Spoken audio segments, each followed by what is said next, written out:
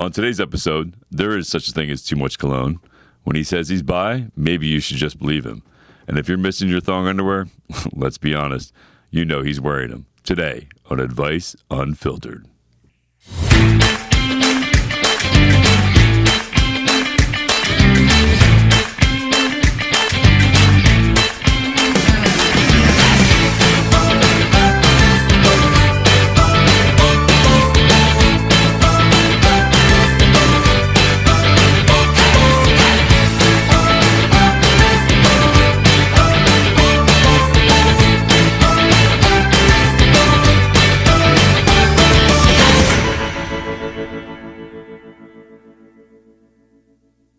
What's up, everybody? I want to welcome back to episode 11 with Tony Rodriguez and Christopher David, and this is Advice Unfiltered.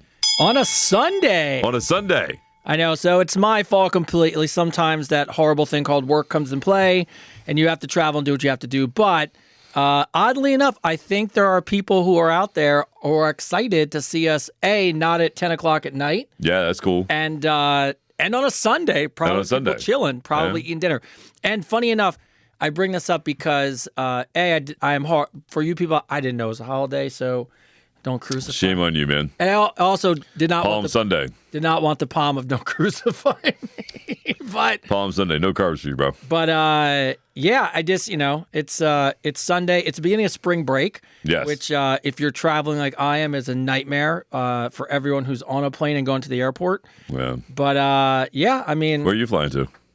I have to go to Vegas tomorrow, and I go to Vegas for a few days. I literally do the red eye back, land at midnight, go home, switch suitcases, get back on a plane at 5, and head to Puerto Rico, and then come back, and then next week right back to Tampa. So I'm all over the place. And it's all work?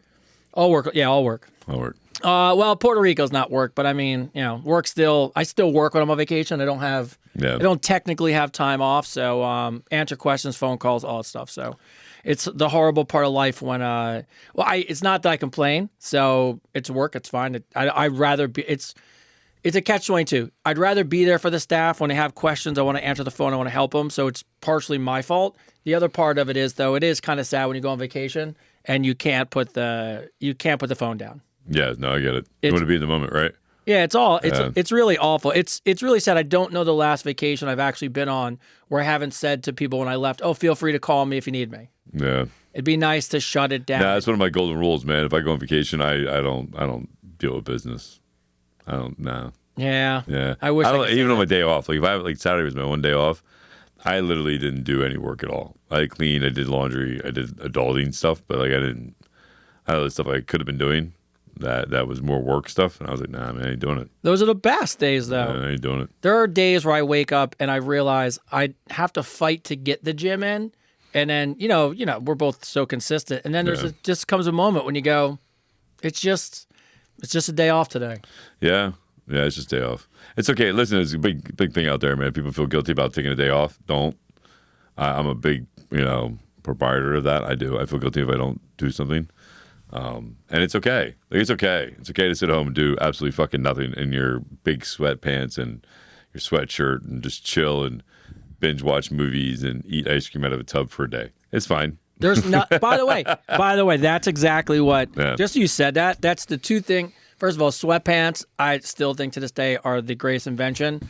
Well, outside of yoga pants, and that's a different story. Yeah, it's a different story. Yeah, I'd like to go back and shout out to the guy who made yoga pants for women. Yeah, shake his hand. Shout out to him. Anyway, go ahead. And him and the guy who invented coffee. Whoever was in a village somewhere in a forest chewing on coffee beans and put them in water. And shout out butter. to you. And peanut butter? Peanut butter. Nice. I always give a shout out to the guy who made peanut butter. Is it Washington Carver? I don't know. But sweatpants. So to your point yesterday, sweatpants. Yes. Sweatshirt. Made dinner at home, which was good, but the family all looks at each other and goes, ice cream? Yeah. And we're like, hell yeah. They got Dairy Queen. I got my usual soft serve, but there's nothing better than soft serve ice cream. I just ate a Brookie, one of those freaking ice cream cookie things. What is it? A Brookie? Is it a brownie cookie ice cream? Yeah. So fat right now. It tastes so good at the moment. It tastes so good at the moment. So good. I feel disgusting now, though. I shouldn't have ate it. I'm going to have to do so much cardio tomorrow. Well, you know what? Whatever. It's part. People always ask me, like, why and I think you've said the same thing. We're fat kids trapped in regular bodies. Fat kid trapped in a skinny body, man. I could not. I love food. I love it. Like my wife just made dinner tonight, and I was already snacking before I left. She's like, "Do you want to take some with you?" And I was like, "I don't think people on the podcast are going to want me eating dinner while we're doing this." But everybody likes seafood, right? But it's a good thing. So, and by the way, you just got back, and I only know, so you just got back from driving Lamborghini. I did. I just got drive back from driving Lamborghini around a race course. Is it, first of all, I will clear this, it's a great gift. Yes. It was a gift to you, right? It was a gift to me, yes. It was a Christmas gift, It was a great gift, but sometimes those guys head out the park and sometimes they do not. Yeah. And so what'd you do? Did a lap? Well, yeah, I did 4 laps around the course. The course was small, if you can, but I don't think for the price it was. You told me the price, and the price was a little ridiculous for what it was, but it was a fun experience. I'm not gonna knock it. Oh yeah, I got to do 110, maybe 115 miles an hour in a Lamborghini. I would like to go in faster, but it was fun. It was a great experience. It's definitely now that I felt it and I had the car in my hands, I want it more now than ever. You know what I mean? Like now I want that fucking car. Like I want that fucking car. I want it souped up. I want it ready to go. Did you find if? And I'm sure it was. I will have so many fucking speeding tickets when I get it too. I'm sure you were, because people don't realize this when you become rich and you go to buy one of those cars, you have to make sure you can fit in it. Yeah, Lambo is so low to the ground and so small inside. It's so comfortable though. Is it? Well, I sat there in that thing, man. You can adjust the seat. The steering wheel comes out to you. You can actually extends. It goes back in. The only thing I didn't like is it wasn't stick shift. It was paddle shifted, but you couldn't even use that. It was just regular drive. I would have liked if it would have been stick. I grew up on stick, man. I grew up 3 in the tree, and just to be able to have that shifter in your hand and shifting gears and banging them out, that's there's just nothing better. There's nothing better than that. So I don't know. Whatever. By the way, but it was cool. And by the way, the first question we have rolls into money, but really quick. Somebody asked us, and I'm looking at it, it's really funny. If there was a zombie apocalypse, between the two of you, who would have a higher chance of surviving? But here's the funny thing. I think both of us probably would be fine. We would make it. We would kill whatever we needed to kill. And I'm sure we'd figure out how to survive. I think the only way I live longer is just because I carry much more body fat. So if we had to starve, I probably would live a little longer. I'll give you that, bro. I'll give you that. Just if food became an issue, I might have a little bit more to hold on to than Chris does. Yeah, we both survive. We make a game out of it. Oh, it'd be fun. We definitely make a game out of it. Look, I don't have. The one thing I don't. I mean, that's a good question. That's pretty funny. It's pretty funny. I was looking at it going, only because maybe I have some extra storage more than Chris does. I remember I was dating my ex, and I used to tell her her kids and all her. I was like, listen, if there was a zombie apocalypse, your survival, rate without me is here, way down here, way down here, with me here, without me here. You're dead. You're dead. I'm leaving you behind. Yeah. So, but it was really funny. So last week me and you were talking about the councilwoman from New Jersey who listens to us. Is it really a councilwoman? So it is a councilwoman. No way. By the way, she's hilarious. So that is amazing. We called it out. She wrote in and said. Something about being a really badass because no one would even run up against her, and she doesn't really care. She knows she's having people over from the council tonight, and they're listening live. No way. Yes, they are. No way. So shout out. Really? Yeah. So my only government I like so far are people who listen to our podcast. So well, shout out to the councilwoman. Then. Shout out to Megan from New Jersey, who's a councilwoman. That's pretty awesome. Thank you, Megan. Appreciate you, man. Appreciate you, Megan. Thank you for having a watch party. That's pretty sweet. That's pretty cool. But the one funny thing, the reason I bring it up and why it kind of goes right into it, she said, if I handed each of you $1 million with no strings attached, what would you do with it? So if you got a crisp $1 million, no taxes, do you get a car first? What do you do with $1 million? No, not at all, man. If you had to buy something, because we would figure out how to save and make it. Yeah, I would invest in a property, and then the first thing I would do, honest to God, and it sounds like the most, Super Bowl thing ever, but I would take my kids to Disney World. By the way, you need $1 million to take kids to Disney World. I would honestly take my kids, both my kids, for a week. Let that to do whatever the hell they wanted to do that whole week, wherever they wanted to go, whatever they want to do. We're gonna go do it. We're gonna go do whatever. You know what I mean? For that 1 week or that 2 weeks, whatever. Have you been to Disney World? Me as a kid? Oh yeah. I think last time I was there with my oldest son. He was like 6 though. but my youngest son, I promised him I was going to take him, and that's one of my things I want to do is I want to take him to Disney World. Yeah. And but I would invest the money, and I would definitely put away a good portion of it. And whatever I made, I would do what I could do to start. I would definitely start a men's mental health advocate place. There you know go. what I mean? I would definitely start a avenue to bring awareness more to men's health. So we could drop that suicide rate down in men. So I would start a program for that. But yeah, I would invest. Yeah, that's what I would do with $1 million. Why, you have any?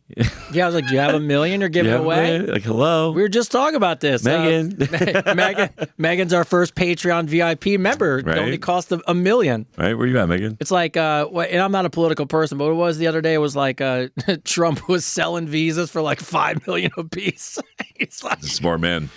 People were buying them. I was dying laughing. Like, look, you can't come in the country. But if you got $5 million, yeah, you got a visa. Exception for you. Make an exception for you. But shout out to Megan, who's got her council people watching. Yeah, thank you, Megan. Appreciate you. If I had $1 million and I had to spend it and had no choice, there was a movie like that. I think it was Richard Pryor back in the day. You're absolutely right. Absolutely right. You had to spend all the money, right? You had to spend all the money to get the full. To get the money. Get the money. The car I would buy that me and my son want more than anything is, and it's not because it's like the greatest car. I would want a convertible Porsche, and the funny thing is there's a lot of Porsches I don't like, but there are a few that are just so sexy. And if I had money and it really didn't matter, and it would cost more than $1 million, my heart beats for a cherry red Ferrari.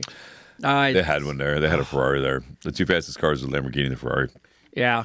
My son did it, and I told you my wife and son did it. We got a Groupon for, so thank God it was $100. Yeah. But they did a Nissan GTR, the Lambo, they had that too. Ferrari, and the thing that was probably a little better than when you were, like I said, the whole Giants MetLife parking lot was the actual track. Yeah. But I told you it was more fun watching that. I did. Of course. Restricted already. Oh, you're restricted again. Restricted already. Why? I didn't even do anything. Oh, people restricting us. But if we win $1 million, I mean, I just love to travel. I'd probably, to be honest with you, if I had $1 million, I'd probably put in a bank, and then I'd wind down, and then I'd give my wife some time off from working, and I would start back up with my own photography business. Because I don't want to do it to make. I obviously would make money doing it, but I don't want the pressure of having to make money do it. I just want to do it because I like it. Yeah. And $1 million in the bank could probably help that. So just the investment alone and the interest alone in the bank if you can make a huge difference. Yeah, well, that's the crazy part. If you, and this is where it's really hard because most people don't have that. A lot of people, including myself, you don't have that financial literacy. Then you got to lean on someone to give you the advice. You never know if they're stealing it. But a lot of people will tell you if you do certain things right with enough money, you could just live off the interest. You live just alone. Yep. Put the interest in, know you're making a couple $100,000 a year, and be like, I don't need the rest of it, right? Yeah. Dude, there's people that I met at where we work out at that. They lost like $75,000 or $180,000 in one day, and they're just like in stocks, and they're just like, Well, I tell people are freaking out about stocks. I'm not retiring today, and I'm not cashing out a 401k. So I'm not worried about it today, but I understand why people are freaking out. But yeah, I mean, Megan, you could be our first. Your town council could be our first sponsor. Right? That'd be cool. That'd be cool with that, Megan. Yes, Advice Unfiltered, sponsored by Southern New Jersey's council. Yeah. Where all the town people go for advice. Very cool councilwoman named Megan. That's it. All right. With that. So get into questions today. So Sunday we had a lot of fun questions. I think people are really starting to be open and honest with us, which I really appreciate. Some of them hilarious. My son is on spring break, so he is not here today, and Ming is away. So Vic is filling in for us today as our resident sound engineer. So shout out Vic. Shout out Vic. And then, but the funny enough, my son didn't tell me this. He went in and submitted a question like a regular guest. Oh, that's awesome. and not thinking I would find it. Of course, I go through all the questions, and I'm seeing this question, and the question comes up, and we'll get to it in a little bit. But I know he's probably home listening. So, yes, I got your question. I figured out it was you. And, what is it?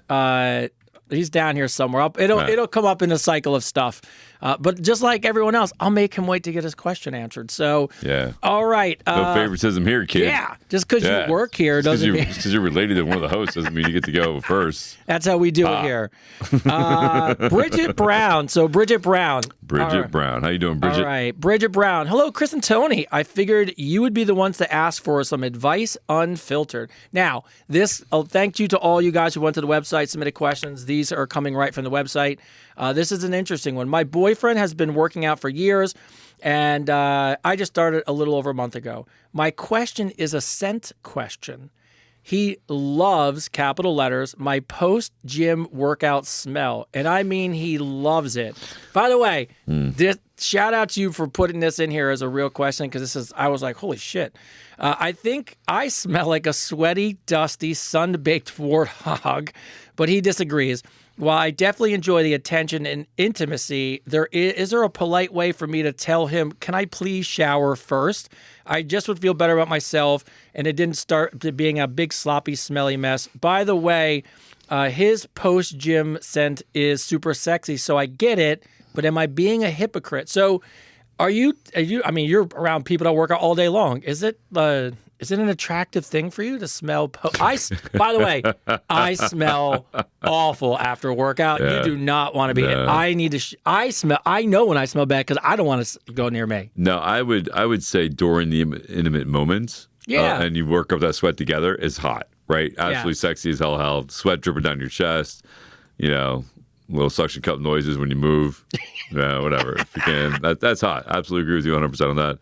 I think, and some people listen. Some people, that's why a lot of people have sex that meet at the gym, because there's a euphoria, a sex appeal, seeing somebody that's in shape or somebody that you're attracted to all sweaty, because it makes you think of that.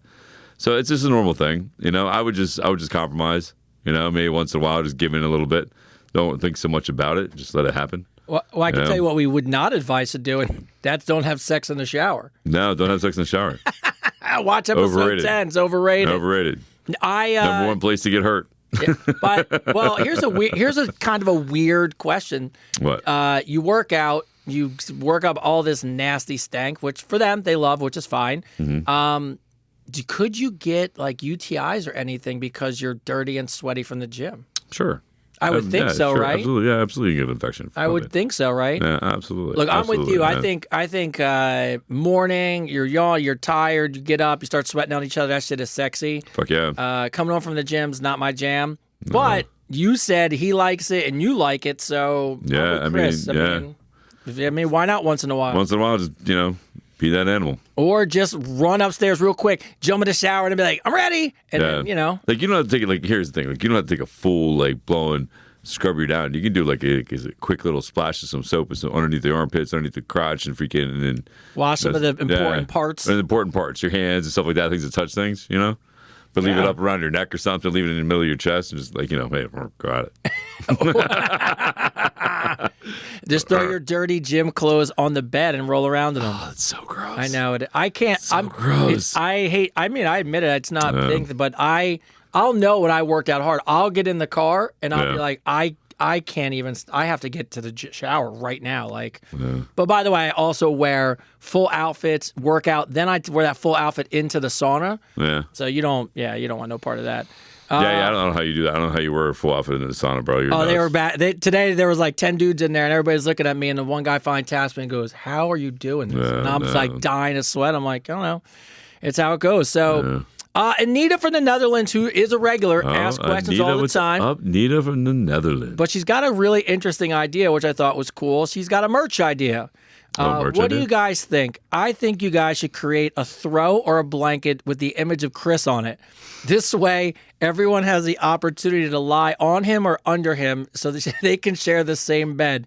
Can you consider putting a small, the little things in cards that make, when you open a card and it plays a song? Can you consider putting one of those stuck into the actual blanket so you can hear him say motivational phrases like, I believe in you, or I believe in the best of you, or go fucking do it.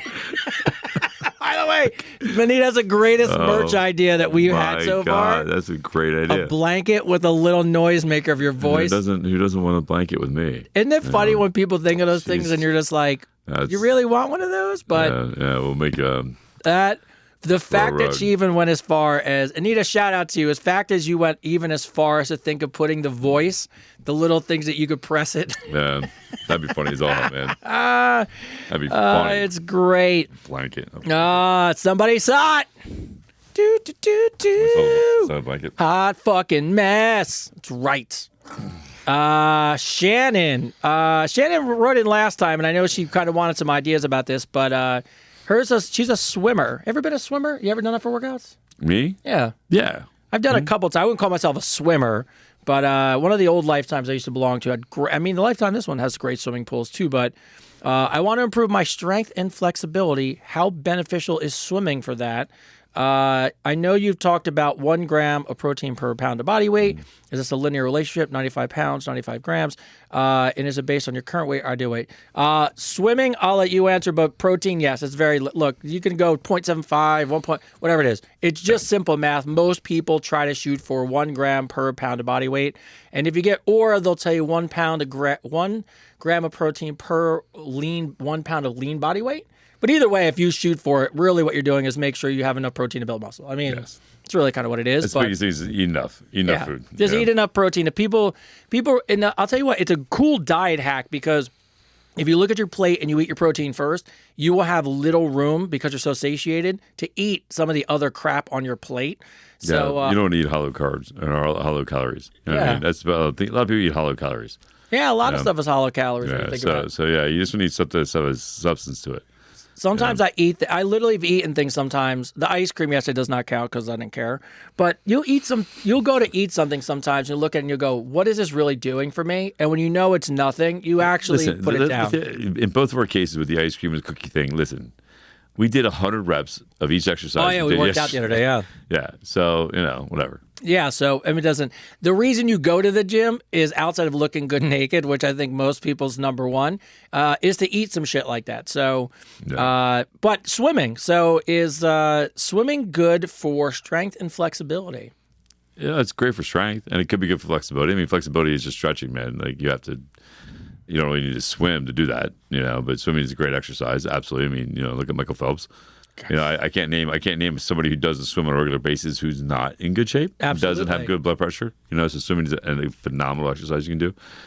There's also places like we at Lifetime. We have weights that you can take in the water and you can use in the water, which is great for anybody that's trying to rebuild muscle tissue and working to stabilize as they come back from an injury or rehab or something like that. So yeah, absolutely jump in the pool. Absolutely. It's funny.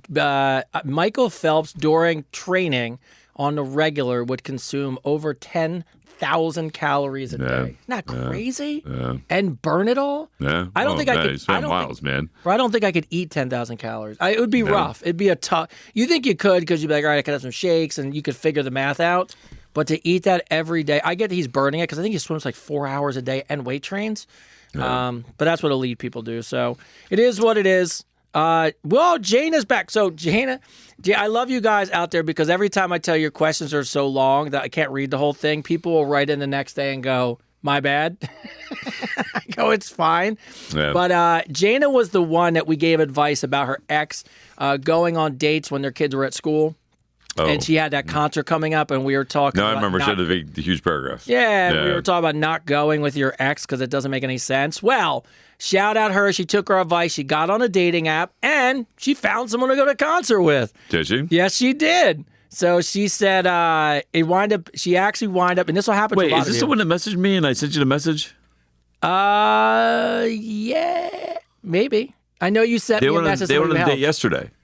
Might have been. I think it was on a date yesterday. I think it was the same people. Probably the same person. But she just wanted to say thanks. She took our advice. She got on an app. Funny thing, this will happen to a lot of you. As soon as she gets on the app, she finds out that someone she knows is on the app. And she didn't realize that he was single, another divorced parent. That's amazing. And actually in a really good way. They both, and I really appreciate it, and this is why I bring it up for all of you out there, they set boundaries right away. Like, hey, let's just go out as friends. We know each other already. We have kids that kind of go to the same school. So how about we just go out and for friends? They had a great conversation, spend a bunch of time together, decided to go to the concert. And so I just want to say shout out to people who actually took our advice unfiltered. It worked out. Awesome. You took the plunge. Yeah, she took the plunge. And she's at the no, it can't be her because she's at the concert now. So, by the way, she's at the concert now. Right. But she did say, for the record, yes, Chris has definitely spanked somebody.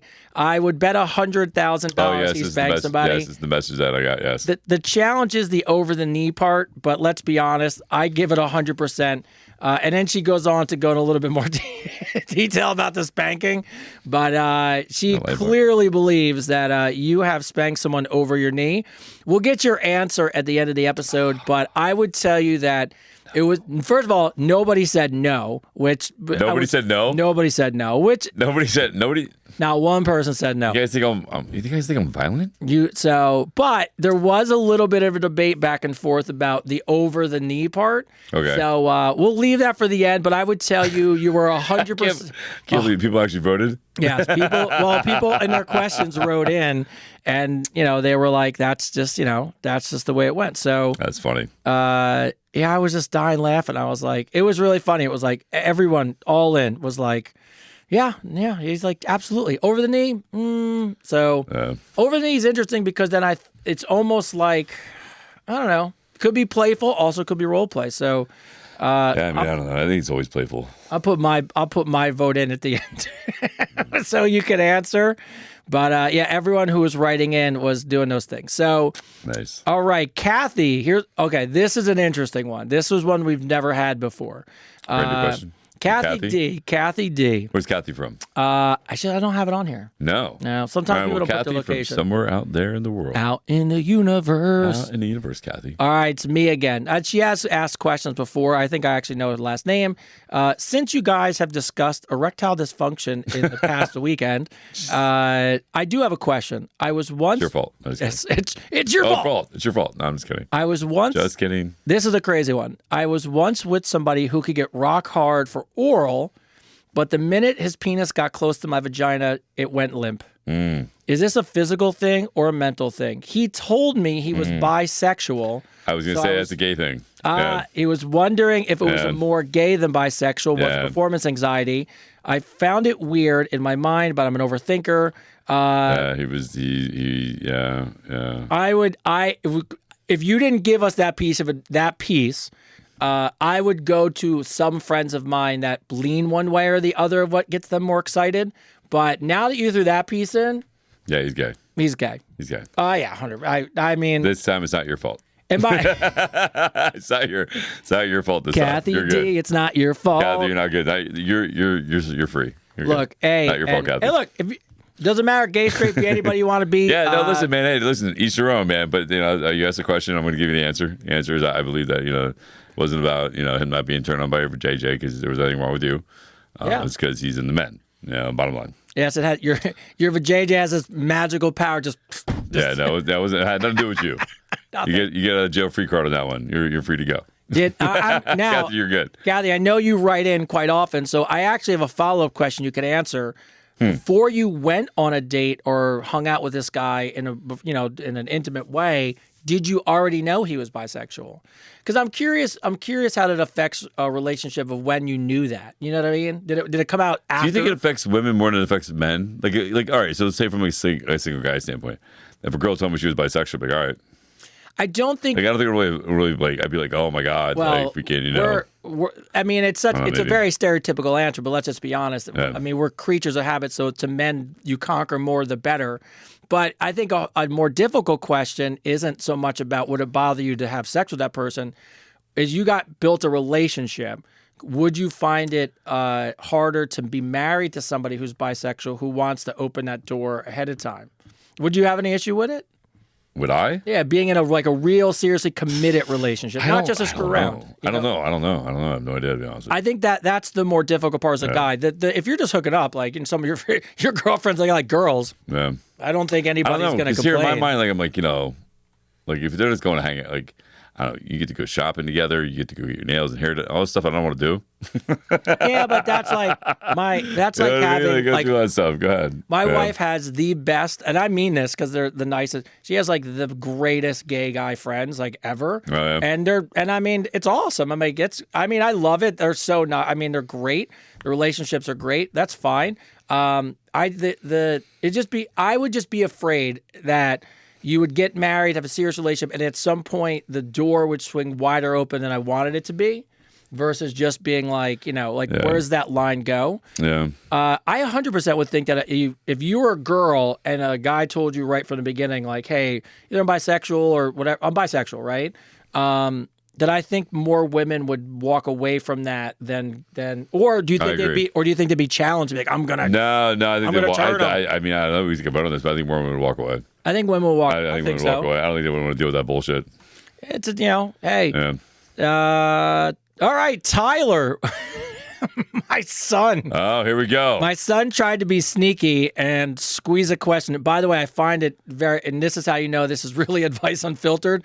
I followed up, does your penis go limp for sex over a blowjob with, I got a great question for my 17-year-old son. Here we go. This is the greatest. He just writes in, by the way, tries to pretend like it's not him, but I see the email and I know it's him. What's the most insane story you would never tell your children? This is where you start talking and be like, yo, man, there was this one time that we were in this car and this dude came out with this stuff and all of a sudden the screen goes quiet and we keep moving our lips like we're still talking like, oh my God.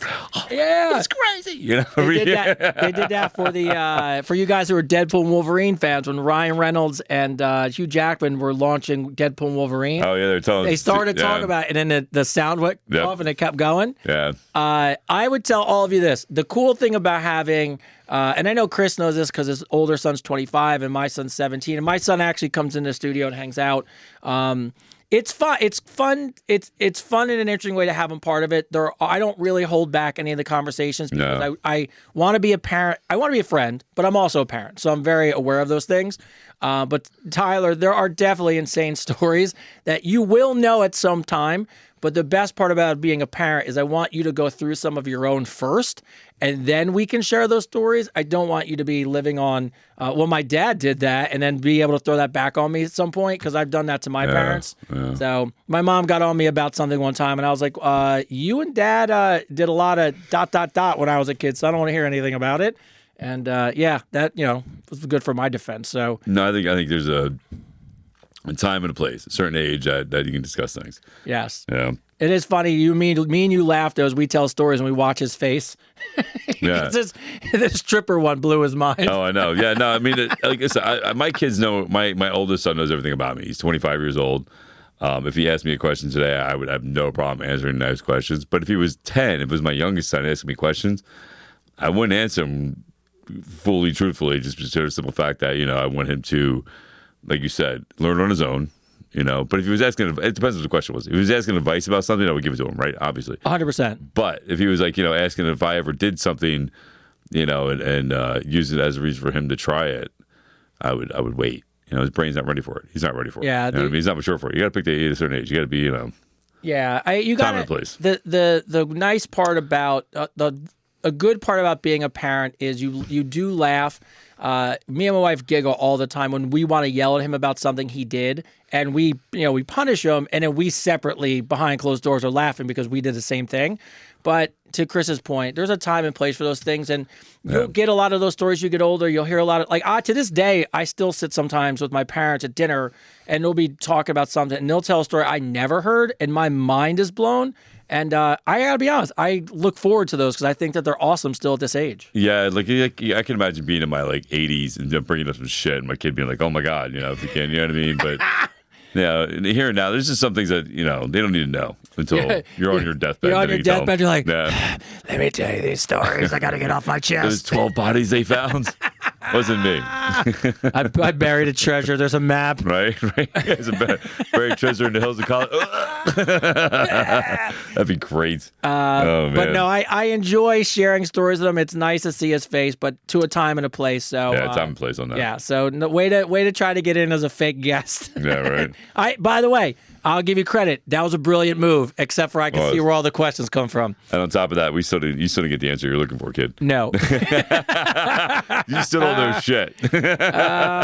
All right. So, Jonathan, should your ex be allowed to date someone you introduced them to? I broke up with my ex a few weeks ago, and one of the people I introduced her to at a party, she's now going on dates with. That's fine. Is that some kind of guy code thing?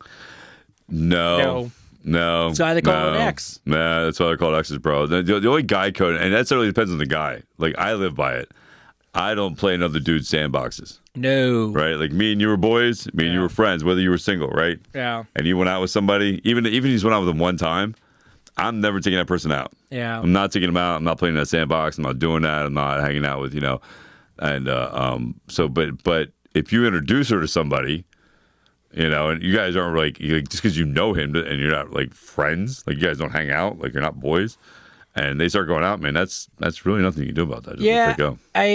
To your point, look, I think as guys get older, I think this, and a lot of women like struggle with this. Men generally have very few friendships and a lot of acquaintances.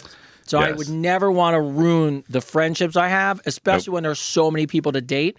So when we break up, if I'm hanging on to you, then I haven't let go. So when I let that's a me problem, not a you problem. Yeah, when I enter a relationship, I want you to go date whoever you want. But my boys, like my people, my friends, they're not playing in that sandbox anyway. So no, they're not doing that. Yeah, so my real friends aren't going to do that. Yeah, so John, let it go. It's not a big deal. You didn't introduce her to anybody. Hey, but listen, here's a good way to look at it. It's all about perspective, right? So here's a good way to look at it.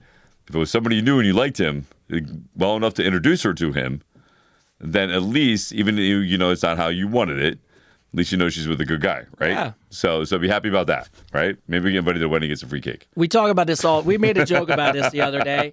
Guys struggle with this because we tend, and this is probably a really big generalization, but I would think guys tend to be maybe not more jealous, but if you're a jealous person, here's what I would tell you. You didn't plant a flag on the moon. So you don't own anybody. It's not yours. You move on with your life. There's no reason. Are you saying if I plant a flag on the moon, I own it? Now, people think that they hook up with you and they own you and they plant. You're the first person there. None of that shit's true. We gotta get better as a society. Get off their social media. Stop following them. Yeah, get off social media. Don't follow them. Don't stalk their shit. Because eventually you're gonna meet. Here's what's gonna happen to you guys, and this is what's gonna fuck you. You're gonna meet somebody and you're gonna like them, and then they're gonna find out you're stalking your ex, and then that relationship's ruined. Yeah. So don't screw yourself. Or you're gonna talk about them. Oh, and it's going to ruin it. Yeah, it's going to ruin it. Yeah, so, all right, Mel from the UK. Mel from the UK. All right. What's up, United Kingdom? For a second, I thought it was a Spice Girl. I was excited. That'd be cool. Was it Mel B? I think she was a Spice Girl. Mel B. The UK. How do you guys feel about fitness influencers? Sometimes I feel great about how much information is out there, but then sometimes I feel like shit because I don't look like those people. All right. Well, yeah. So here's the thing, man. You gotta understand a lot of these fitness. Well, first of all, do you consider yourself an influencer? No. I wouldn't.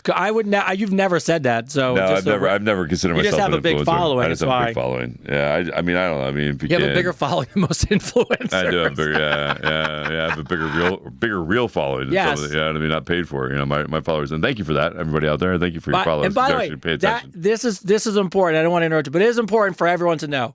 Chris's audience is 100% real. They're as organic as I've ever seen. Yeah. And we've run into people that have these big audiences, and you can tell that they're all fake because there's 3 people that like a video, and they got 300,000 followers.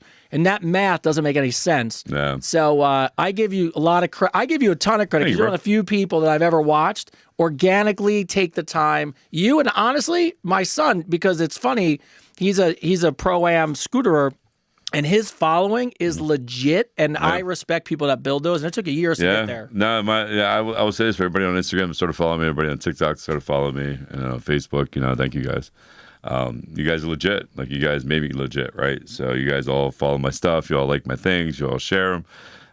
You all help me fight the scammers too, which I appreciate. A lot. If we can, just on the way here, dude, I had 4 people, comment on my post, pretending to be me on my post, which is just the most ridiculous thing. But anyway, But listen, I just want to say thank you guys. And so as far as the fitness influencers, there is some really good ones out there. There's some excellent ones out there. Get some excellent advice. I follow them.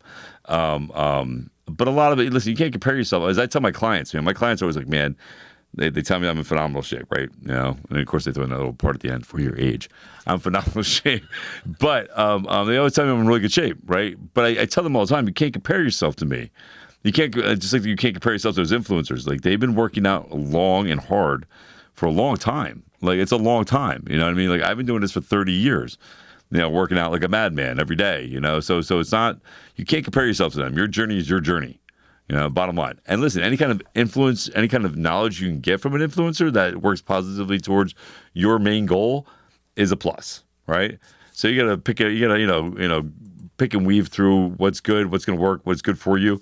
There's a lot of bullshit ones out there. A lot of people pretending they're not taking stuff. A lot of those people out there on steroids or on a lot of amplifiers, you know what I mean? If we can, so these people, or they're using a lot of filters too, and they're paying for their following, and they're acting like they're big things, like hanging on other people's Lamborghinis and stuff like that. What about the Sarasota guy who's up at 3:45 washing his face in Sarasota water? The influencer, see that? Yeah, he got 1 billion views. Yeah. So, like, a lot of it's bullshit, you know what I mean? A lot of it is, but you just got to pick through it, man, and then, see what works for you about things. And if you ever have a question about an exercise, a certain exercise from a certain influencer, you know what I mean? You can always ask us, and or you can ask somebody at the gym what they think. But yeah, it is what it is. We live in a world full of information, whether it's true or not. Yeah, I think what you have to do is find yourself. Well, 2 things. A, to your point, do not compare yourself to anyone on the internet, because you have no idea what they're doing behind the scenes, what they're on. And not that it matters, but it does. It matters if you're portraying yourself in a way that's not real. Well, look at the Liver King. Perfect example, right? Perfect example, right? I got all Jack eating liver. Yeah. He's been taking hormones, Yeah, and look, and the crazy part about the world today, which I think is really something I appreciate, people are much more accepting of honesty. Yes. They would rather have the Liver King come out and say, hey, look, I struggled, I'm older, I got on this, I'm taking this, but while taking this is how I do my workouts. His following would be 3 times as big. Oh, I agree, because listen, whether he's taking stuff or not, you can't get in shape like unless that. You work hard. Unless you work hard. Yes. Like, it doesn't matter. You can take as much, steroids as you want, but unless you actually work out, yes, it's not going to do anything for you. So you just don't grow muscles. So yeah, just be honest about what you're doing, but yeah, just pick and choose your influencers wisely.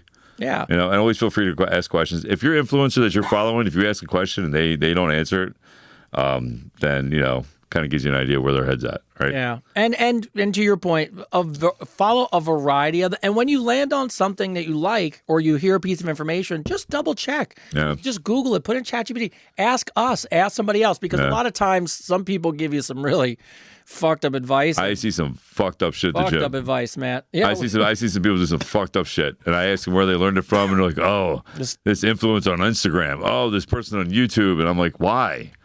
Like, why? Like, where?" And it's not even normal shit. Like, it is some hanging upside down. I don't know. Whatever. I'm not gonna get into it. Yeah, it's some crazy shit. And a lot of times those things are like, "Oh, it makes." It's why I try to parse out when someone's like, "Oh, this exercise is better." Okay, define better. Is it 1%, which then it doesn't mean anything, or are we talking about so much better? Yeah, you got to find yourself some good. No, there's some good ones on there. There's one guy I follow. I forget his name, but he puts sensors on everything, so you can see what muscles are activating. Which is great. And there's another guy. Athlete Next guy? The guy with the beard, bald beard, big dude. Oh no, I know who you're talking about. Yeah, he's great funny. guy. Yeah, he's a great guy. Then there's another guy from Russia that I follow.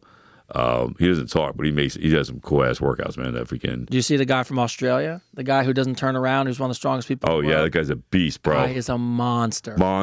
Doesn't sell anything. Doesn't promote anything. No, just works out. Really heavy weight, shit. Heavy shit. That guy's awesome. A fucking beast, bro. Oh, that guy's amazing. Yeah, and he jumps high too. You see him when he jumps on boxes? The only thing I know about him is I think he used to be. He was in the Elite Forces. Yes, he was in the Elite Forces for Australia. Yeah, that dude is bananas. Yeah. Now you're from Australia, you probably know who I'm talking about then. Yeah. So, Anastasia. What's up, Anastasia? I had a guy I went on a date with who just Venmoed me money after the date so I could get my hair and nails done and have a spa day. we did have sex on the first date, so now I'm just not sure. Is it something sweet, or do I feel like Julia Roberts and Pretty Woman? Paid for you. Have you ever Venmo'd a girl after sex? No, I've never Venmo'd a girl after sex. Venmo. That's so fucked up. I had a friend actually tell me one time that she got up and there was money on the counter. That's amazing. Didn't know how to took the money. Yeah, obviously she took the money. Why would you not take the money? Then didn't know how to feel about it. And the guy was supposedly, the story was the guy was just saying, "Hey, when you get up, just go get some breakfast and some food and whatever." But she took it as, "Oh, this is the night." But Anastasia, nobody. Here's $20 in a coupon. First of all, no one should Venmo you money after sex ever. And if the guy really thought it through, he would probably talk to you first and be like, hey, by the way, I want to set up a nice date for you, versus the next day, you just find $200 in your Venmo account. That's pretty funny. That is pretty funny, right? But yeah, I went up for a simple purpose. I want you to feel like I just used you. Now, I'm kind of curious, Anastasia, did you take the money or did you return it? She obviously kept the money. She kept the money. She kept the money. I don't blame you, by the way. No, I would have kept the money too. Fuck it. You earned it, right? You worked for it. Fuck. All right. Heather, I caught my man cheating because we were linked together on our Apple Fitness trackers. At 3:42 in the morning while he was on a work trip, I noticed the heart rate go up. Calories got burned for about 32 minutes while he was in his hotel room. Anyways, they're broken up. I wonder why. But the question is, are we too connected now as people, and did we all secretly become stalkers? It's a tough question when you do that and then you catch somebody, because then it justifies it kind of. Yeah. You wish you lived in a world where you didn't have to do that. Yeah, I mean, you got to By the way, that's crazy. At 3:42 in the morning, all of a sudden you're like, someone's burning calories. That's fucking great. It's awesome. I love that. By the way, it's not really awesome, Heather. We're sorry about that, Heather. Sorry, Heather. Well, actually, I'm glad it happened to you, because then you got rid of that person and they didn't cheat on you for friggin' ever. But yeah, I mean, hey, here's the thing. Like, you're going to get caught eventually. I say it all the time. There is no way eventually you do. The technology now is too good. And I'll be honest with you, this is the weirdest way to think about it in verse, because I was not the best boyfriend. Surprising shock. No, you? No. I was a virgin for a long time, and this is my first relationship. That's what I thought. But I still haven't had sex. We're on episode 11. I'm still a virgin. In an odd way, I actually appreciate all the technology now, because it actually does in a small way, especially if you're just a good person, just keeps you honest. I mean, it doesn't bother me. People can track me. I don't give a shit. I'm glad everyone knows where I am. I'm not doing anything. Yeah, no. I mean, it is what it is. If you're not doing nothing, there's no reason to get caught, right? I mean, I'd rather my family know where I'm at. Well, my wife and my son. But yeah, if you're trying to be sneaky about it, look, the funny thing is, there's no way around it. What are you going to do? Magically shut your tracker off at 2 o'clock in the morning? 2 o'clock in the morning. I didn't know that's not more shady, right? Yeah, right. My son actually joked, because we were talking about him. Every now and then we start to leave him alone when we do something. And someone said to him the other day, "Oh, don't have a party at your house." And he goes, "We have 6 Ring cameras at the house. How the fuck am I going to throw a party?" Yeah, it's true. And good point. True. It's a good point. Yeah, thank God for technology. So yeah, no, I mean, it's a good thing and a bad thing, right? Everything's got a catch-22 to it, right? Do you think Heather was more mad that potentially he burned more calories than a coworker? Yeah. She's like, "Fuck you, bastard." She put in 10 minutes with me, 20 minutes with that fucking girl. Literally 500 calories. In the email, she put in a tub of ice cream on myself. She was like, he worked out for 23 minutes. And she told me, she put it in the note, and I was laughing in my head when I was 23 minutes. She knew exactly. 23 minutes and 52 seconds. She put in the calorie count and everything, and I was like, maybe he was just doing cardio. Man. In his bedroom, running in place. Oh my God! So I do abs and burpees. Look, there's a lot of ways to track people. You have to find a good balance. I'm curious what his excuse was. I don't. Heather, what was his excuse? I want to know what he told you, dude. Was he like, had a bad dream? Had a bad dream. I want to know, like, what excuse did he have? I'm trying to think what I would say. I'll tell you the best one that really fucks people. I mean, in a good way, helps prevent people from cheating, but really, you're fucked. FaceTime. You just go, look, turn FaceTime on. Yeah. Call him. Oh, why didn't you answer? You answer your phone, turn FaceTime on. That's how I call my ex-wife. It's FaceTime. Yeah, my ex-wife, she FaceTimed me. Freaking, And I'm, Oh, this story. I'm looking at her now. Remember, this girl's like, blonde, pale, Swedish, whatever. African, and her neck was all red and her face is all red. And I go, man, I was like, what did you just do? I was like, did you just have sex? Did you just have an orgasm? She's like, no, you're crazy. I'm like, you sure? I'm like, because I know that look. Like, I'm pretty sure I got a picture of you on my phone with that look. I was like, are you positive about that? And she's like, you're fucking nuts. I hung up the phone to me. And then 2 days later, the dude posted they were dating. So, technology, it's a win or loss on that one. I think I won on that one, by the way. Just to throw it out there. At the end, the cheating hurts, but at the end of the day, it's better to just get out of that stuff. So just get out. At least like move on. Like let it go. That's it. John did not tell us where he's from, probably because of his question. But let's hear Johnny boy. Let's hear your question, Johnny. Boy. Johnny did what I would consider stupid. Sorry, John. John got a tattoo with his girlfriend's name on him. Well, there you go. You already broke it up, huh? There's two things you need to know. The first, don't get a tattoo with your significant other on it. Was this dumb? Second, yes, they spelled it wrong. So now should I show her? Because I'm freaking the fuck out. Oh my god, he awesome, John. By the way, he told them how to spell it, and he spelled it wrong. So that's how. I'm gonna pretend you were drunk doing all this. The name was Jamie. And instead of Jaime, he did Jamie because there's two ways to spell Jamie. So he gave the person it was his fault. All right, so this is what you have to do. Is it John, right? John, this is what you have to do. You have to dump her immediately and go find a Jamie that spells her name that way. That's the only way. You're never going to live down the embarrassment. It's always going to be an issue. She's never going to forgive you. So just dump her now. Don't even tell her. Just dump her. go on Tinder, go down on Bumble, whatever it is, and look for a new Jamie. Find a new Jamie that's got the name spelled like that, and you're golden. Other than that, you're fucked. That's my advice to you, John. You are. First of all, if the word girlfriend is in your vocabulary, the tattoo and name should not have been the next word out of that sentence. No, I mean, at least if you did it and you said wife and then you know what? Hey, you rolled the dice. And listen, here's the like the golden rule, man. I'm surprised that somebody actually tattooed on you. Because I know tattoo artists that if you come in there and you're like, yo, I want to get my significant other tattooed to me, they will tell you no. They won't do it, right? They won't do it. No, because listen, the success rate that you're going to survive after you get that tattoo, it's less than 50%. Oh my God, it's like 90% chance you're going to freaking get divorced, or you're going to break up. Like the moment that tattoo's on you, everything starts going south. Like yes. I swear in all my life I've never met, and I know a lot of tattooed people, never met anybody that got a name tattooed on them that is still with that person. Yeah. Yeah, never in my life. Yeah. I only know one, and I don't want to say it now because I don't want to jinx it. I don't jinx the poor dude. Well, good luck to you, bro. John, I would immediately go and get another turn tattoo. It into like a Batman symbol or something. Yeah, go get another tattoo. Could have covered up. But don't show her. Or take my advice and dump her and go find another Jamie. And make, just spelled the right way. Yeah. So good luck with that. Yeah. Isaac from Fargo, North Dakota. Fargo, North Dakota. Have you ever watched Fargo, the TV show? I watched the movie. It was really good. I only watched one episode. It's like, I think every season's different. Yeah. It was John Hamm. Awesome episode. Awesome show, but I've only seen one. Do you guys have any superstitions? Do you find people that have them to be weird? I have to wear matching socks. If I don't have matching socks, I will legitimately leave the house not wearing socks at all. Do you have any superstitions? Do I have any superstitions? No, I don't have any superstitions. No, I mean, I guess I don't know. See, I guess we all kind of. I mean, I guess the only thing I would have that would be a superstition, right? Would be the fact that I don't like to put negative things out in the universe, right?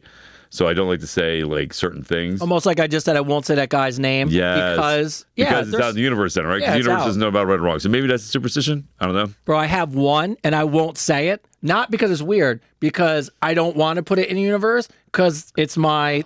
It's not big. It's not a big one. Know. Everybody wants to know. It's not big. It's not like anything weird. By the way, it's not like I'm not leaving the house kind of thing. Yeah. It's just one of these small things that like I just do. And actually, I've done it forever. My son noticed it the other day, and he asked me about it. And I go, yeah, it doesn't matter, but everybody wants to know what it is now, Tony. Can't do it because if I put it out in the universe, it's no. Wow, everyone wants to know what it is. Tyler, what is it, bro? Ty knows what it is. Ty, you know what it is. Tell us what it is. Ty just saw it the other day, and he looked at me for like a half a second.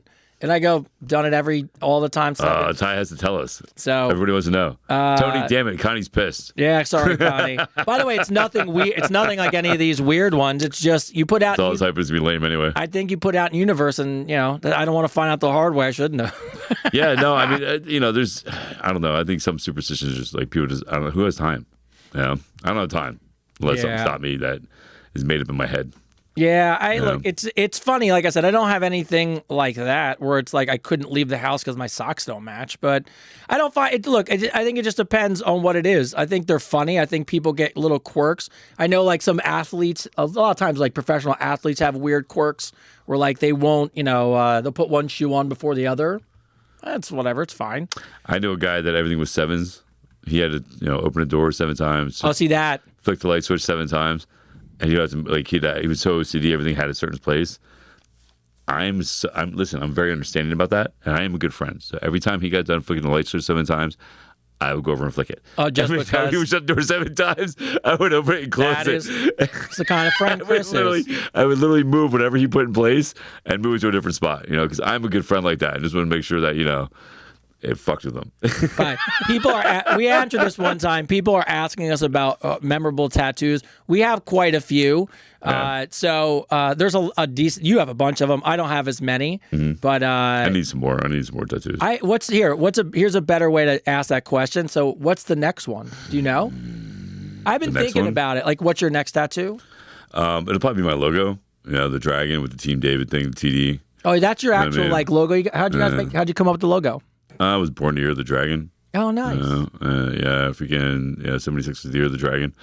And the TD is Team David. You know what I mean? So I'd probably get that somewhere in my forearm or something like that. Look at you, see? See, now you're coming to my tattoos that mean something. Oh, my tattoos mean something. They just don't mean much. That's a good one, though. That means a lot. Yeah, I would get that one, man. I would get that one for me. So that way... No, that's a good one. Yeah, I want to get something with the family on it, but I can't. I just been wrapping my head. I come up like I get a small moment where I want to, and then I don't. My son, when he turns 18, wants to get the same one I have. Yeah. Because so that's interesting, and then my wife will get a tattoo, but I'll probably get one. My oldest son got one that I suggested for him. It says "Blessed and Unstoppable." There you go. Yeah.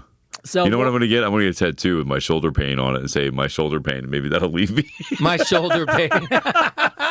Like shoulder pain, and maybe it'll go away. I watched a friend of mine as a bet, and nobody thought he would do it. He got a one-way street sign tattooed above his belly button. That's fucking terrible. Terrible. It's funny until you realize it ain't going anywhere. It ain't going anywhere. And then it's funny not at that moment, and now you live with that every time you take a shirt off. How do you feel about tramp stamps? I mean, let's just go. I don't know. Why is that such a why? Because pants hang low and that's just a visible place, I guess. Well, it just means I just wonder why. Because it means they like it from behind. I would go with that as a. That's the tramp stamps. It's because they like it from behind. I mean, I would go for that. I just don't. Do you really think people go and they go, "Hey, I'm into doggy. Just put the tattoo right there." Now, what my thing is though is because I've seen this a couple times where women get like tattoos that are the kids' names. Okay. Like right on their back. Like right at the shoulder blade, right above the ass. Or something. I know where you're going. And you can't do any of that. You can't put your kid's name on the back of you, man. One from behind you. I don't want to. Please don't put. Don't put anything you don't want a guy to have a gross thought about on your back. Right? I don't want to be thinking about your kids or your family or your dead brother. Like, I don't want to think about it. Guys are savages. We will target practice that shit. Yeah. That's exactly. Don't do that shit. Don't put family members under your backs. Jenny from Delaware. I had a random question Delaware? about gifts and guys. All right. Gifts and guys. So my new boyfriend just bought me. That sounds like a really good podcast. Gifts and guys. So my new boyfriend, he just bought me flowers for a date. They were very nice, but he forgot to take the sticker off, and I found out that they were from the grocery store. I know some grocery stores have a florist section, but is it wrong for me to judge him for getting flowers at the grocery store? Yes. He thinks it was a nice gesture, but I definitely did not give it up that night because I couldn't get past the grocery store part. Well, that's just fucked up. Isn't it fucked up? That's fucked up, man. No, I think, listen, there's some grocery. I bought some. Whole Foods has a ShopRite, the world-class ShopRite. It's great flowers. Publix, you know what I mean? So, unless they're Walmart flowers and they're tie-dyed different colors, then I don't think it really matters. By the way, Costco has fantastic flowers. Yeah, no, I think the thought's all that matters in that scenario. Like, he cares. He took a moment to get you flowers, and let you know, hey, I was thinking about you, I love you, blah, blah, blah. It's kind of a dick move, man. You didn't give him any. Just saying. Jenny, I think speaks a little bit more to you that you actually took offense to the fact that where he got something from. Yeah, it's the idea that he thought about you, right? I mean, it's not like he went to the quarter slot machine and picked out a plastic ring and asked you to marry him. Yeah, you know like, I mean, like he just thought about you and got you flowers. Yeah. Now here's something. Now, listen, guys, if you're watching, if you are going to do this, if you are going to take your time to buy flowers at a grocery store or anywhere, and this is what really counts. I know you're going to say, but I think so. Go ahead. Yeah, what am I say? I'm betting. Well, I'm betting that you're going to say take them out of the wrapping and Yes, take them out of the wrapping and wrapping. Yes, absolutely. But take the time to literally pick out the flowers. Oh yeah, of course. Don't just go in and grab the first bunch you see. Go around and see which ones have the best petals on them. See which ones aren't dying or whatever. And then always ask them if you can take the sticker off and rewrap it. Like that's the whole thing. That is what most people don't know. Yes. If you go to a grocery store, like I'll go to Whole Foods and I'll pick out 2 or 3 bunches that I think would look together for free. You take them up, they'll open the packages up. The person actually loves doing it. You can tell. They'll rearrange it. They'll make it look all nice. They'll rewrap it. They'll tie it. It'll look pretty. Yeah. Mm-hmm. They'll take the stickers off. So just because you go, take the time while you're there to it's $9 here, $10 there, $14 here. You put together a nice arrangement, make it look. Go shop, come back, make it look nice. Yeah, so, you're golden. Yeah, you're golden. So so be nicer, and you owe him sex. You do. You do. That's my advice. 6 months from now, Jenny's going to be like, I'm pregnant. Ronnie. All right, Ronald from PA. What's up? Wait, Ronald? Ronald from PA. I had an online date a few weeks ago, and afterwards, I ghosted her. But now I'm wondering if I did the right thing. Here's the scenario. She asked me to meet up for her for drinks, but when I showed up to the spot to grab a drink, next door was Chuck E. Cheese, and she was really taking me to her 8-year-old niece's birthday party. So I felt lied to, so when I went to the bathroom, I just dipped. Was I wrong, or should she have been more honest? No, good call, bro. You think? Nah, good call. That's fucked up, man. See, I think I would have stayed. Well, it depends. Let's just say I liked her. Let's just say like I thought she was cute. I would have stayed and won a bunch of tickets and crushed all the kids for fun to show her I was a good guy. Started putting kids across the floor. I got this. I'm like, I would have. Look, it's sometimes I think people do that to test the type of person you are. So I'm out already. Listen, if kids aren't your thing, man. Listen, if you establish that kids aren't your thing, being in big environments, especially if you've been to Chuck E. Cheese, it's kind of a Chuck E. Cheese is shit. Dude, it's kind of a free for all in that fucker. Yes. You know what I mean? Like those kids are all over the place, man. You might get into a fight. Have you seen the one where there's a brawl?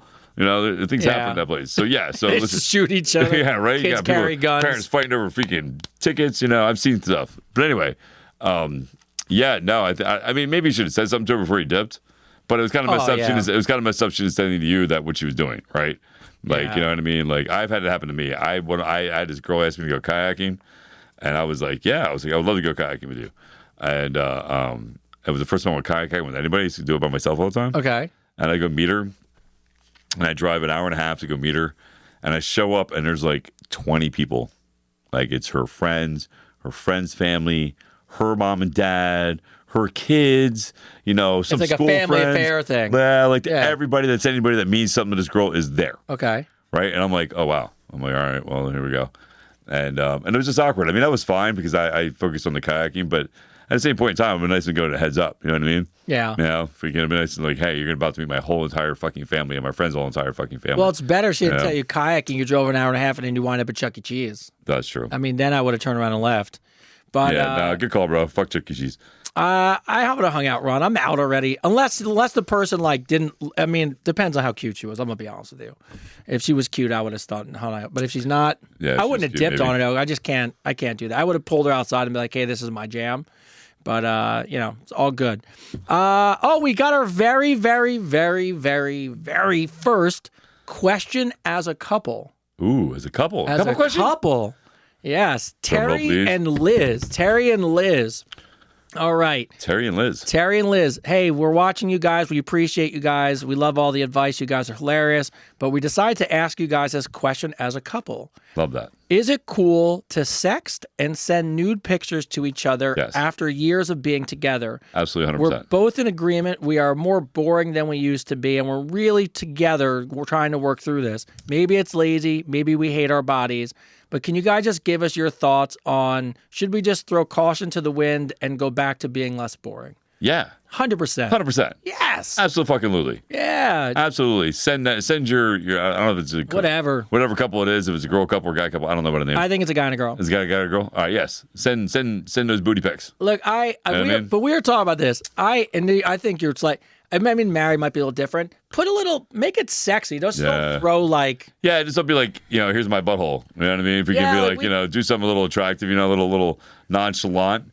If you get a little, maybe like, just a little bit of a leg. Little something. Little leg sticking out a little bit, so that you like, maybe a little wet shower scene, but nothing too risque. We talk about, this is for everyone out there who is watching this and trying to figure out how to slide into people's DMs. Do me a favor. The first picture you send someone shouldn't be your asshole. No. Like. Even if it's winking. It's just, you would be a little creative and make it sexy. Like it's like we say, don't send a dick pic. Yeah. It's like there's better ways. The question is this from a couple that's been together for a long time, right? So listen, keep it spicy. Yeah, have fun. Absolutely have fun with it. I think it's a great way to show that you're thinking about the person. Yeah. Be like, hey, I know you're working a hard day. It's been a long day. Just to let you know that I'm waiting for you when you come home. Yeah. Click. You should just send a quick video. Do flash. Video, send it. 2 seconds. Be hilarious. Man. Be great. Yeah. Or just you laid on the bed, with your hair out, freaking, and laying on the bed and be like, you should be here. You know what I mean? If we can just that little innuendo, sometimes a little innuendo goes a long way. Yeah, those are the fun things. It leaves a little to the imagination. Yeah, imagination is an amazing thing, Rick. Imagine what's going on. You know what I mean? Like, what are you doing at home? What are you doing in bed? What's going on there? People are too quick to try, and I get it because in the world now you're fighting for attention. People are too quick to go to 100. Yeah. A lot of times, and I mean, I would say the same thing for girls as I would assume for guys. Like, unless you're a guy who's never seen a naked picture of somebody, slow down. Slow down. A little build-up's nice. Send me a 75, right? Yeah. Like, let's get to 100, but send something, that says I'm thinking about you, but you don't give it all to me. I think it's even if you show like certain things, like sometimes just like showing a piece of the neck. You know what I mean? Like, hey, I want you right here. If you can, I want you to be snuggling in right there. You know what I mean? Like those little things right there. And you don't have to show anything. I think imagination is an amazing thing. You leave something in imagination and let that fire burn. Yeah. So Lisa from New Jersey. All right. Hey, what's up, New Jersey? Out Jersey. How you doing, While out on a date a few weeks ago, I noticed something weird. When my date got up to go to the bathroom, I could have swore he was wearing women's underwear. Now, I figured I was seeing things, so I tried to find out, of course, all night, but to no avail. So I did the unthinkable, and as you guys can imagine, I seriously just let him spend the night for no other reason than I wanted to dig through his pile of clothes and see if, sure enough, it was really women's underwear. Was it? Sure enough, it was. Oh, my God. I actually like him, but now I have no idea how to bring up the fact that I went through his clothes and found he wears women's underwear. Is there any advice unfiltered for me? Fucking wow. The world is so crazy. So crazy. So let's recap this. So she went on a date with this guy. Guy got up to go to the bathroom and the thong must have been sticking out. Out the back, right? Out the back, right? So she saw he was wearing a thong. So he likes to wear women's underwear. But here's the best part, though. She thought it, so all night she was trying to figure out how to, because you're trying to navigate to see it. And then when she couldn't, it bothered her so much that she couldn't figure it out. She said, you know what? I'm going to spend the night. I'm just going to spend the night with him. Spend the night to make sure. Just for this reason. Just to see if she can see what he wears underneath those pants. First off, that's commitment. For you. What's her name? Lisa. Lisa, let me tell you, I appreciate your commitment. Shout out, Lisa. Yeah, shout out to Lisa for your commitment to follow something through, right? Like something bothered you and you had to know, and you're willing to sacrifice to get to it. And yes. I appreciate that from somebody who does that too. Yeah, Shout out, Lisa. Appreciate you following through. Now, as far as you liking this guy, on a positive note, you can go lingerie shopping together. You shop together. You can shop together. You can swap underwear together. I'm sure. There's. I know there's been like a Seinfeld episode or something of this. Don't have to worry about him stealing your underwear. you can share. Right? You can share. Like, Can't be the same size, I hope. I don't know. I couldn't imagine how uncomfortable. I just couldn't imagine wearing something like that. It'd be so uncomfortable. So uncomfortable. So uncomfortable. But, on a good note, like, you got a little party, little buddy you go shopping with and then go lingerie shopping with. It could be worse, I mean. Could be worse. Could be worse. Look, I think all I would want to know is where does the quirk end? Like, is it just that? Is it just that? Is he wearing heels? Or is there something? Yeah, just is he put the lotion on? When you're going in a relationship, you wanna know where you just want to know, like, how far. Yeah. Hey, look, I like you. I'm comfortable with you. Can we talk about how far this goes so we know now before I spend 3 years of my life? Yeah, I would bring it up. Definitely bring it up. Be like, hey, I saw your banana hammock is smaller than my G-string. What's up there, bro? If you don't bring it up, what's going to happen? And this is true. You're going to start missing underwear and start thinking, did he steal it? Yeah. And you don't want to do that. And then you're going to find out that he did. Yes. He stole them. 100% stole your underwear. Yeah, so you got to bring it up. And, if you like them, just be like, hey, I noticed something, thought it was funny, but can we just talk about it? Yeah, like, is he wear, like, what does he do? You know what I mean? Like, you some details you want to know. Tim from South Carolina asked a question that me and you just were talking about. Oh, yeah? I just started working out. Females underwear? No, but I just started working out. I rolled in a new gym. I got 3 free personal fitness sessions with a trainer. Nice. And by the way, I know it's going to be a sale at the end of the day, but I figured I might as well get something extra out of this membership. Yes. However, the trainer is more out of shape than I am. So is it right for me to feel some sort of way about this? I could never ask for a new trainer, but I have to be honest, it's a bit demotivating. So is it demotivating to have a trainer who's not in shape? We just were talking about this the other day at the gym. Yeah. Now, listen, you're absolutely valid in your opinion. You know what I mean? You're valid in your opinion. I think as somebody who's been a trainer for 26 years, your body is your billboard. Yeah. How are you going to trust me, man, to tell you you're going to lose weight and get in shape if I am not doing that myself? And this right here is my first bridge to build that trust, to be able to tell you that, that you can reach your goals and you can do this if you listen to me, because I literally live what I preach. I literally do it. So there's value in living by that representation. So I think you're valid in your opinion about it. You know what I mean? I think it's but again, it's not for everybody, right? There's some people out there who don't want to be with a trainer who's in great shape, right? Because it's intimidating, right? I didn't think about that. Yeah, no, I have a client now. And I love her. I think she's amazing. I told her that, if anybody would ever talk shit, I would knock them the fuck out and walk out of here proud of losing my job. I wouldn't give a shit.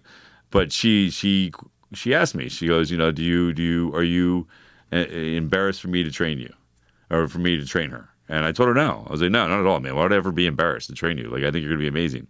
And but that's usually what her mindset was at, right? So in her mindset, even though we ended up making a bond and became really good friends before I trained her, and she was really looking for a trainer, she probably wouldn't have went with me. Yeah. You know what I mean? So there is some validity to working with somebody who's not in phenomenal shape but has the knowledge. Yeah. Right? And someone just wrote it, and I would say the same thing. Someone wrote, well, what if your trainer was in a wheelchair? But I would say to what you're saying, it's like I always said this about, people always have this comment about Tiger Woods. Mm-hmm. They go, why does Tiger Woods need a golf coach?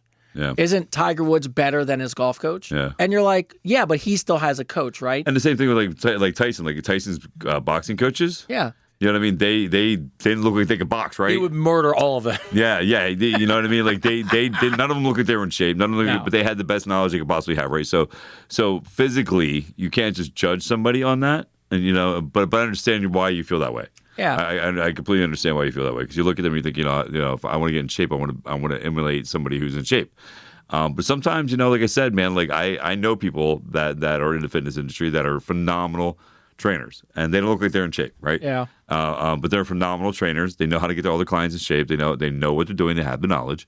So don't ever just base your opinion on the physical. Base it off that connection of that person as you get to know them. And again, base it on their knowledge, man. We'll see what they know. Test them. You know, I love when somebody tests me. I love when somebody asks me questions. I love when somebody tries to seem like they're a little bit smarter than me when I train them. You know what I mean? I love that stuff, because then I'm going to show you why I'm the best at what I do. Yeah. You know what I mean? Because I live off of that. So yeah. So Yeah. It's the connection piece. And the other thing I'd say is don't be afraid that if you work out with a trainer for a little while and then you decide that you want to train someone else just because of the connection piece, you're paying for it. Yeah. You have the right to do that. But there's different folks, different folks for different folks or whatever the expression different is. Strokes, different folks for different strokes. So, absolutely. So, yeah, I mean, not every trainer is compatible with you, right? So definitely test it out, see what trainers are out there. And don't ever think, listen, again, it's a business, right? So at the end of the day, if you are not happy with the person you're with, feel free to go on to somebody else. I personally would rather have somebody who wants to work with me that I connect with and jive with, than somebody who's acts like I'm their dentist and I'm ripping out their teeth every time I'm training them. You know what I mean? I just want someone who holds me accountable and helps me. Yeah. And care, and really, I want to feel like they really care about me. The workouts, and you've said this a million times. The workouts I have with you are not the workouts that you're doing with everybody. No. And you're really helping me and there for me. That's what I'm looking for. Yeah. So, Tina. Tina. What's up, Tina would not say where she's from. No problem. Tina. We already know Tina. We know where. Tina, we know where you're from. We know you. I'm in competition with my best friend, and she does not know it. Every time her and her boyfriend do anything, I shove it down my boyfriend's throat. It started with when they go to restaurants, now we go to the same ones. Then it was places to visit. Now it's on to things in the bedroom that I would normally never do. This can't be healthy, right? My boyfriend finally said something to me the other day, which was, I don't mind doing all these things, but isn't this all the same things that your friends are doing together? Oh, he called you out. So, do you know anybody that's that? I actually know a person that was like this. I date a person like this. I know people like that. I know people like that. Absolutely, man. And they want what the Joneses have. It's not healthy. It's not healthy. No. And the fact you throw it on your boyfriend, not cool at all. No, it's not a lot cool to at all, throw man. on him. It's a lot, man. It's a lot to throw on him. Now, I'm sure he's benefiting from the bedroom stuff if he's into it, right? Well, he had to say something, so he there's something in his head. He was like, he's like, you are not tying me up and pegging me again. He's like, wait a sec, why are we doing this again? Like, wait a minute, why do you want to put a ball in my mouth? Because so and so did. Wait, what? No, it's not fair. It's not a healthy way to be. And that's messed up your friend. It's just about you. It's just about your insecurity. It's not about your friend. It's not even about your boyfriend. Yeah. It's showing that you're insecure about yourself. So you need to do some work on yourself. Yeah, you can't. You can't do that. You can't. And it's hard because you're putting it on your boyfriend. Which at some point, look, as guys, we're like, yeah, I'll go eat there. But there was a point. I would just be honest because I know there was a point where I was like, What are you doing? What are we doing? What are we doing? Like, what are we doing? Like, that's a them thing. Like, that's not even an us thing at this point. No, I hate that stuff. I remember I dated somebody that was like, their friend got like a bigger tree for Christmas. We had to figure out how to get, what I mean? Tree, right? Yeah, it was just ridiculous, bro. Your real friends don't give a shit, by the way. No, we don't care. None of the friends I have care what each other has. All they care is that we all hang out and we have a good time together. But I've never had any of my close friends be like, well, yours is this and my backyard's bigger than this and yours is... None of us care. Yeah, nobody cares. Shit. Nobody cares. Real friends don't care. Nope. Carrie, when we were playing a game, I wanted to know which of my friends my boyfriend would sleep with if he had the chance. It's a terrible game to play with your boyfriend. He did not answer, and then I forced him to. And now that he did... You hate him. I can't get out of my head. Fucking idiot. Is there such a thing as knowing too much? Stupid. Absolutely dumb. there is. Fucking dumb. Somebody told me once, man, I'll never forget this. It was a response to me because I was that person asking all these fucking stupid questions. Don't ask a question that you really don't want the answer to. Bottom line, man. Yes. Like, you don't want to know who. Like, that was stupid. Like, which one of my friends do you think you sleep with? His answer should have been, I don't even know you have friends. I give him props for you have friends? I give him props for just telling you he didn't want to answer a bunch of times. Yeah, no, he should have stuck to his guns. He should have told you no, because now you're just going to fucking let it rot in your head, and it's going to cause problems. And every time you see that friend, you're going to be mad at her. Yes. And you're going to be a dick to him if he says hi. Like, it's such a stupid, insecure bullshit game. Just fucking don't play it. Yes. Yeah. So it's your fault completely. 100% your fault. And by the way, you're never going to get out of your head now. So is erectile dysfunction. Just kidding. It's your fault. I love this one. Guy writes in, can't give my name - Hawaii. I don't know that we were going to be able to find you, Hawaii, but let's just go to his question. Afraid to give us his name? He wouldn't give us his name? No. But it's all good. Let's just cut to the chase. I sharded on my date. So It's bad enough that it felt it slip out, but when it went through my underwear, it made a wet spot on the back of my pants. Now, I know when I got up, somebody pointed it out, and I came up with a quick lie and said I sat in some food. The date overall was great, but when she asked me to go back to her place, I said I had to work the next day. Somebody said it's Mateo. Oh, Mateo. It's Mateo.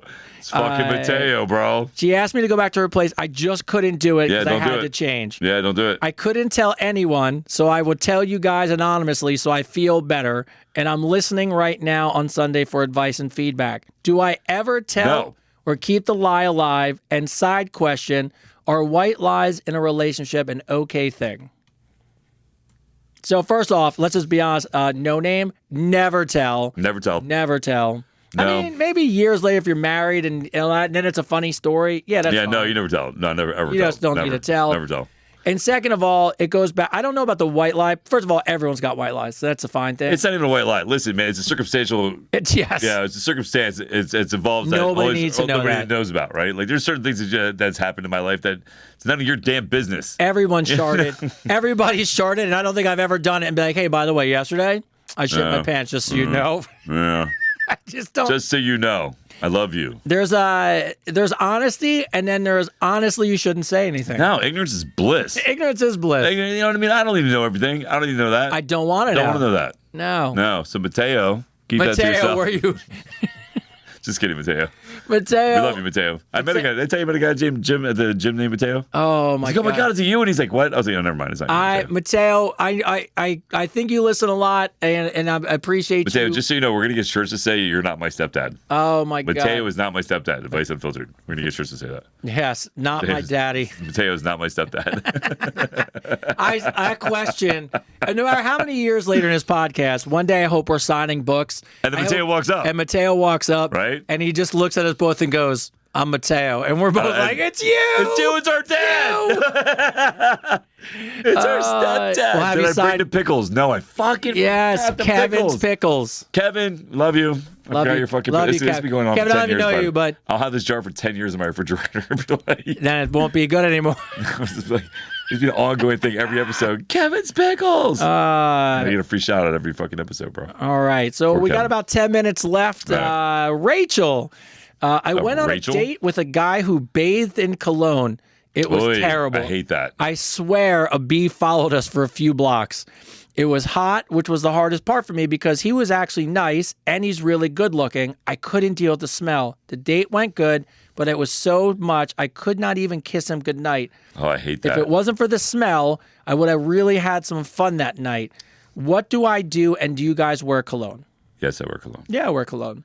Yeah. Do you wear your own? Do you pick out the smell you like? Or how do you pick a cologne? So I there's one I really like. It's Dolce & Gabbana Light Blue. I just started wearing Tommy Bahama Dark Blue, which I think is really good too. Let's do a little survey here. So for our next podcast, okay, what is the number one cologne that women like to smell on a guy? That's a good one. Yeah, let's do a little survey here, right? So for next episode, which will be a week from now, right? Yeah. What is a cologne that women love the most on a man? I want to know. I'm curious. But I usually have women buy it for me. That's what that. I usually have women buy it for me. Always. Whoever I'm dating, I let them pick that out because I want to smell like they want to smell. You legitimately for anyone out there, this is my way that I would know that a guy truly lives the life he does. Because if someone asked me for 5 tips for a guy that only a person who really goes on dates and is really out in the world would know. Do never pick your own cologne. Nope. Let the girl you're dating pick it. Yep. Who gives a shit what you think? Yeah. If you smell like they want you to smell and they're attracted, you're in. You're in. Just let them pick it out. Oh, Burberry's a good one. I forgot about Burberry. Burberry's a good one. I used to wear Burberry Touch for a while. I used to wear that. I used to wear Jupe back in the day. Remember Jupe? No. Oh, yeah. I've always had the person I was dating pick it out. I never cared. I used to not wear anything. Everybody like, man, you smell good. I'm like, yeah, it's French. It's called Eau de Me. I literally, for the first time 2 years ago, I went on a deep dive. I YouTubed all the best colognes, ratings, women, and I found the 2 top ones across the board that most people said were the best. What's that? I have to bring them. I don't even remember because they're not like a normal branded thing. A Polo guy. No, I haven't worn Polo in years. My dad used to wear Polo green. Yeah, my dad used to wear Polo green. And here's the funny thing: spent all this money on them. Thought every now and then someone compliment me. Christmas, my wife buys me this old cologne I used to have, and she goes, "This is the one you need to wear." So even after I spent all that time knowing I shouldn't have done it, she was like, "No, this is what you wear." And the other two I just gave away because I don't need to smell like anything else. I want to smell like what she thinks I should smell like, right? 100%. Whatever does it for her. Yeah. I'm in. And don't even worry about anything else. Just if she picks it, you're in. Yeah, you're in. No way you date is going to pick something. But the rest of you, go to www.adviceunfiltered.com. Yes. And write in what cologne you think men should wear. Let's do a little survey on that and see what the number one.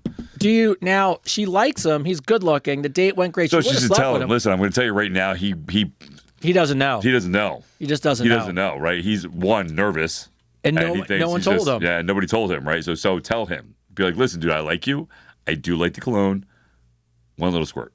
And listen, most guys don't know this either. Yeah, they don't. They don't know this. So they'll sit there and squirt themselves like this all over the place. And literally all you have to do is squirt it in front of you. And then walk into it. And whoop into it. Right? Right? That's all you got to do. You don't have to spray it all over you, man. No. All you got to do is spray it in front of you and let it walk into it. And then it's all over you, bro. And then you're good. So maybe he just needs some direction, right? So just give him some direction, and then he'll be like, "Oh, all right, cool." We definitely were friends in a past life. Yeah, right. Because you have to spray it, and then you just walk into it. You just walk into it. You don't spray it all over. You just spray it up in the air like 2 squirts, and then walk into it, and then you're good. My son got addicted. He would go in and wear the cologne I'm wearing, all stuff. And one time he came down to go to school, and I mean, it was like he bathed in it. Oh yeah, no. And I just took him aside to go, buddy.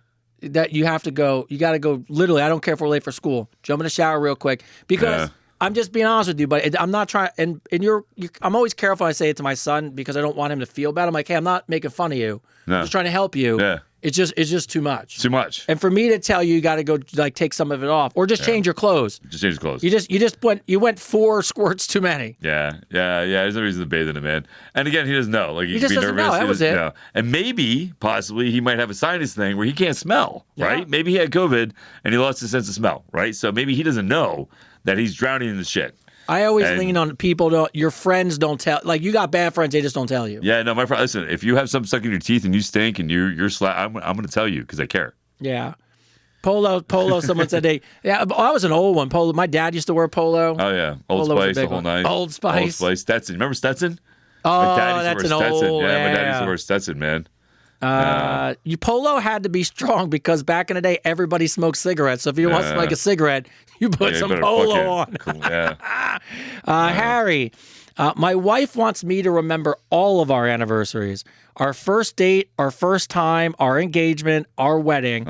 How many anniversaries is too many? Obviously, I'm asking because I'm in the doghouse because I missed our first date anniversary. I celebrate our wedding. And the only so that's that's our anniversary. Yeah. And because of Facebook, I'm reminded when we first met. We don't do anything, but I acknowledge it. But it's not like we're going to dinner. Like I just go with wedding. Yeah. No. So if you want to, if she's like, all right, so this is where you're gonna compromise, right? If it's important to her. I'm gonna ask like the married guy, even though I'm the single guy. There you go. So here's the thing, right? So if it's really important to her. Then just do it. And it's something that she because it means something to her, right? All those first things with you mean something to her. It's not a bad thing, right? It means that you mean a lot to her. So take the perspective of it that she cares about you. She's not trying to beat you down. She just wants you to care about something that she cares about a lot, which is you two together, right? So there is technology now. You do have calendars on your phone that you can set the dates, ask her what all the dates are of everything, get it in your calendar. And then how about you having the little things get set off? I'm proud of you. I'm proud of you because you gave the way more married advice than I gave. Right. It's spot on. Little role reversal. There's a role reversal. Little role reversal. I went with fuck it, and you were he's like fuck very important to her. I was like, listen, if it's important to her, right? and you have a calendar in your phone. Have her put the dates in your phone. Yeah. Because that way you remember. Because listen, life, I don't remember shit. I don't remember what I did yesterday. But if I was, obviously I didn't remember Kevin's pickles for God's sakes. We've been for like 9 weeks. For like 9 weeks, 11 weeks now. I've forgotten Kevin's pickles. So, but you have a calendar, right, on your phone. Ask her what the dates are. Put them in the date early in your phone. So that way you can sit there and it comes up and you can go get flowers and get the candy and make it special for her. If this is something that is a thing that she wants to celebrate. Again, because it's all about perspective. I know from a guy's perspective, like, what a fucking pain in the ass. I'm like, fucking, like, I need to remember, like, because from a guy's perspective, you're like, who cares? Like, we're together. Like, who cares about the first date, right? Yeah. But to her, it's something special to her because it's something that means something to her, which is you. You mean something to her. Put it in the calendar. Yeah, put it in the calendar. That's a good call. Yeah. Look at that. Look at that. Reversal. Look at that. Little role reversal, bro. That was good. It was scary. I don't like that side. Let's get back to the other side. Fuck her. No, just kidding. Tell her it's not important. Right. Not important. Forget about it. That was weird. I didn't like that. Yeah. All right. We got two left. Harry from Connecticut. What's up, Connecticut? CT, What's up, Harry? Baby. I am lost in the world of memes and emojis. As a single guy, I'm in my late 40s. Is it important to stay current with the dating world and look, or to stay in my lane? I keep getting peaches, other random fruit, a bunch of memes, and some shorthand text messages. And I have to be honest, I keep Googling what the hell is listen, I get it. SMH? Somebody keeps saying a beekeeping age. I don't know what the hell that means. I'm like, I don't know what that means. I don't even know what that. What is it? I don't know. I have no idea. They I'm keep not saying even to my Googling. thing, like, "Oh, you're beekeeping age." I'm like, I don't have bees. I feel like when we're done with this, I'm good. So I'm going to Google it because I don't even Let's know. Google what that is. So listen, it's who cares about catchphrases, bro? Be you. Like, listen, stay in your lane. You know, it's cool to learn, but just be you, man. All these catchphrases are going to come and go. Like, they're not going to really matter. And when it comes down to adult conversations, nobody's using like, yo, RZA. Or Riz, whatever the fuck it is. Like, nobody's using that shit. Well, if you have to use it, I'm gonna be honest with you. It probably means the person you're dating is way too young for you. Yes. So yes. Yeah. If she's asking you to go to Chuck E. Cheese, you shouldn't be dating her. Yeah, I don't know anybody that's in their late 40s who's like Riz. Like, Yeah. but look, I think in one way it's fun to stay current with stuff because it is kind of funny and you Google some things, you learn some stuff, but just date someone in your lane. And what you're gonna find at this age range, people aren't sending eggplants and peaches and all kinds of Yeah, shit no, I to each mean, other. like, I didn't know what a DOLF was until a couple months ago. I think I might have said it to you. Yeah, I didn't know. No, this girl said it to me. I forgot to ask her what it was. I didn't know what a DOLF was. Now, if you get, I didn't know what a silver fox was till like a year ago. So like, freaking, like, it's cool to catch someone. Yeah, it's cool to catch someone new phrases. But at the end of the day, am I using them? Am I? No. Am I dabbing people at the gym? No, I'm giving a high five. Fuck I'll tell you shit. I'll tell you the one thing I actually do a ton of, which is just kind of funny. I love sending gifs and memes. Yes. It's funny jokes. I love them too. But I don't use them as a form of communicating with somebody I want to date. But I have. Have you? Yeah. Well, some are. I when I'm being a smartass, when I'm being a smartass, I was just some fucked up memes, man. We send memes to each other. So did you see the thing about being a smartass is like supposed to be like? I sent you the thing. Did I tell you it? No. So we're doomed. I sent you the thing about how being a smartass is